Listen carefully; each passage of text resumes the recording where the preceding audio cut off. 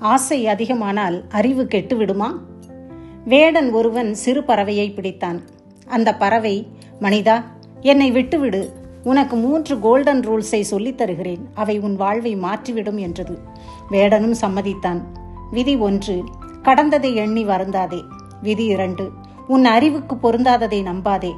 விதி 3, எட்டாத உயரத்திற்கு ஆசைப்படாதே என்றதும் வேடன் பறவையை விட்டான்.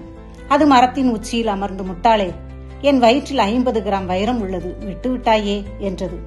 வேடன் உடனே பறவையை பிடிக்க மரம் ஏறி கீழே விழுந்து அடிபட்டான். உடனே பறவை, மனிதா, 3 விதிகளையும் மறந்து விட்டாயே. முதலில் என்னை விட்டதற்கு வருந்தினாய்.